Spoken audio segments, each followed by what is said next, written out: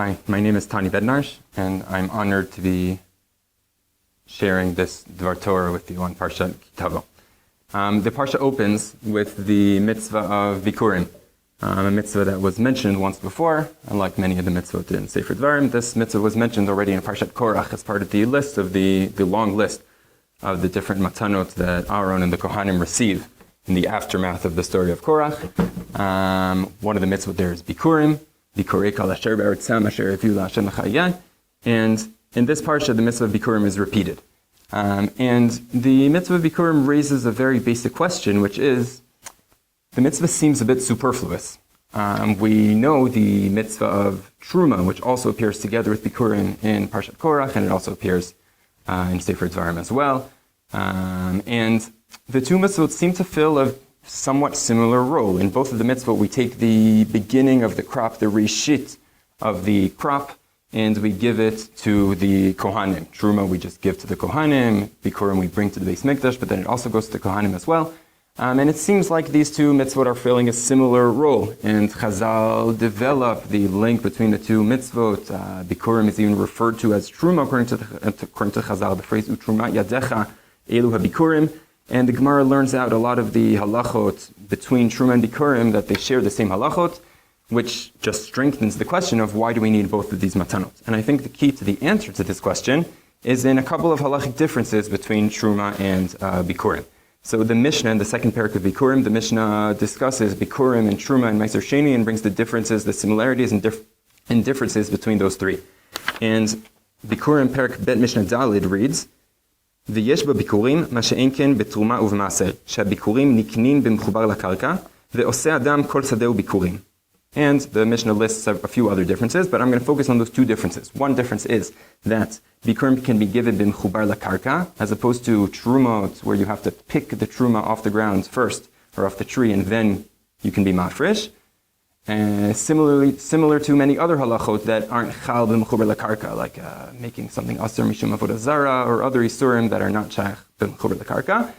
That's true by Teruma as well, but by bikurim, maybe bikurim is the exception here. Bikurim, you can be mafresh even while it's mechubar lakarka, and that's the story, the famous story in the Mishnayot, where you're read adam latuch sadeu v'roeh, where you're mafresh to bikurim when it's already mechubar lakarka. The second halacha is, you can take your entire field and make it all bikurim. This is not true by Teruma. This is one of the most fundamental halachot by Teruma, is that Teruma is referred to as a reshit. Reshit means it's the first part of the crop. And from that, the Gemara learns reshit sheshe'aran ikarin, the Gemara in Psachim, and in Chulin, learns that you cannot be mafresh all of the crop as Teruma. Maybe the reason for this is, as expanded upon by Rashar Hirsch and others, but this also seems to be just shot in the Gemaras, that the idea of Teruma is that I take my crop, and I don't want to say this is kochi ve'otzim yadi, I gathered all of this using my own might. Rather, what I do is I take the first part of my Teruma before I eat it, and I give it to Hashem, or to his representative, the Kohen, in order to say, I understand that I received all this from Hashem, I'm giving him his part, and only then can I move on to eat my crop, now that I understand where I have a proper perspective. Now, all of that only works if I leave some of the Teruma for myself. If I give all of it to Hashem, then I haven't conveyed that message, that my achila, the food that I'm eating, I receive from Hashem. That's why you can't give all of your crop as Teruma, you have to leave something. Now, why is that halacha not true by bikurim? I think the key is in the Rambam here in Pirush HaMishnayot. The Rambam says these two halachot, mechubar lakarka and oseh adam kol sedel bikurim, are learned out from the same pasuk. And the Rambam says,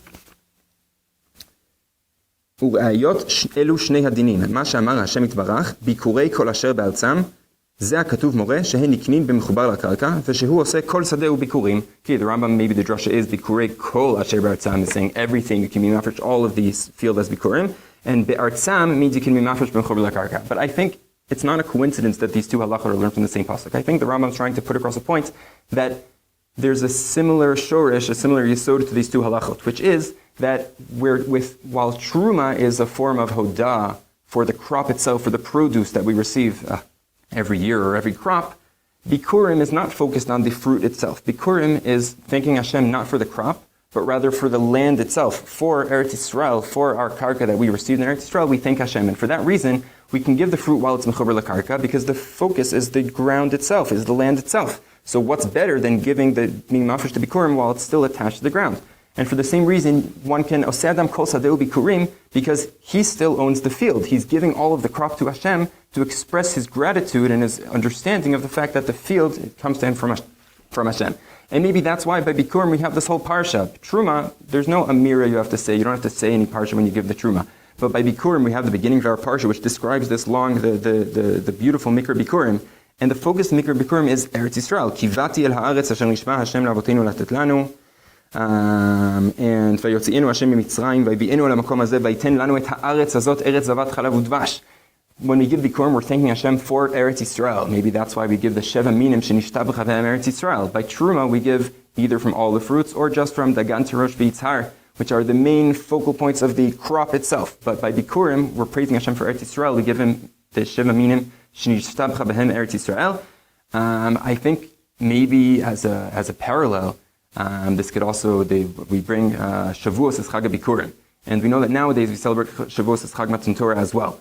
And it could be that for the Torah itself, this is also true, that we should thank Hashem. We say tefillah when we enter the Beis Medrash, when we leave the Beis Medrash, Birkas Torah every day, to thank Hashem for the Torah that we're learning, for the Torah that we're receiving.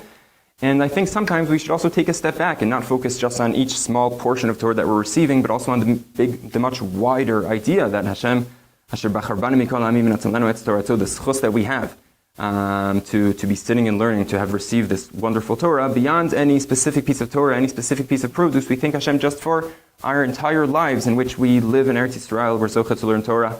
I think maybe that's the added message of bikurim, is to take a step back and beyond thanking Hashem for every small thing in our lives, look at the big picture and see that comes from Hashem as well, and for that we also should be modeh.